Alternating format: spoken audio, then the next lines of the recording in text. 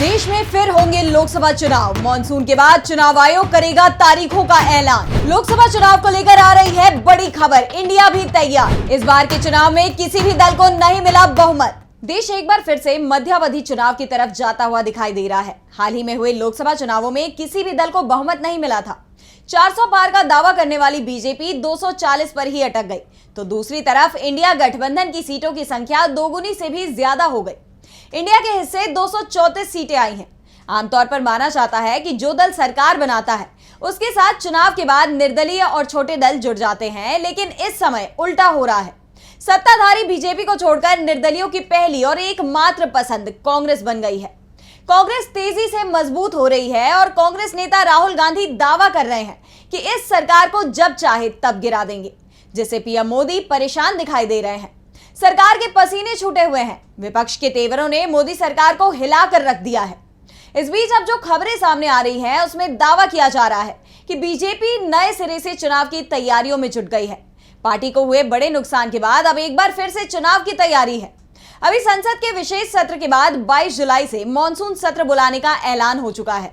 Monsoon सत्र में सरकार बजट पास कर सदन में बहुमत साबित करेगी और उसके बाद सदन के शीतकालीन सत्र से पहले देश में नए चुनाव का ऐलान करा दिया जाएगा। दरअसल बीजेपी को इस बात का एहसास हो गया है कि अक्टूबर-नवंबर में होने वाले महाराष्ट्र विधानसभा चुनाव के नतीजे आने के बाद पूरा खेल बीजेपी के हाथ से निकल जाएगा।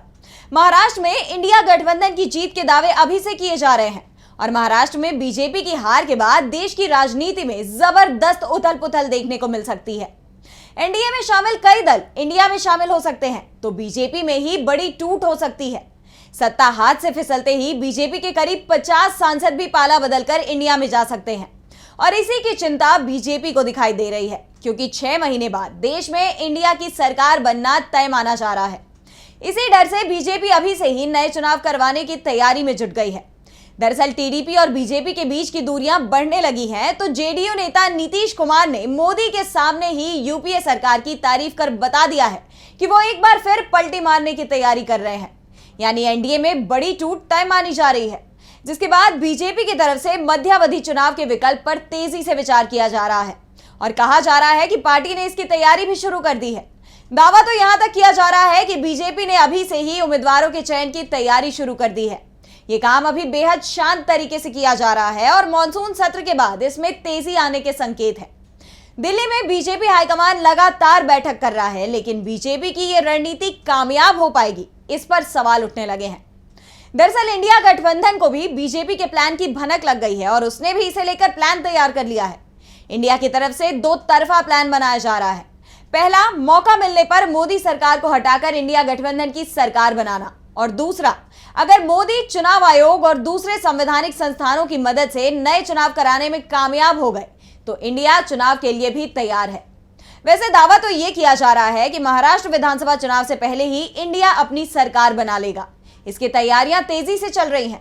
राहुल और ममता तो खुलकर बोल चुके हैं कि बीजेपी के सांसद उनके संपर्क में हैं और अब जिस तरह का डर बीजेपी के अंदर दिखाई दे रहा है, टीवी चैनल अपना रुख बदल रहे हैं और अब इंडिया गठबंधन के नेताओं से जुड़ी खबरें दिखा रहे हैं। सरकार के खिलाफ चल रहे आंदोलन को टीवी चैनलों पर स्पेस मिल रहा है। उसके बाद कहा जा रहा है कि मीडिया को भी अब जनता का रुख समझ में आ रहा है कि अब मोदी सरकार ज्यादा समय तक नहीं टिक पाएगी। फिलहाल अगले 3-4 महीने देश की राजनीति में बेहद महत्वपूर्ण होने वाले हैं।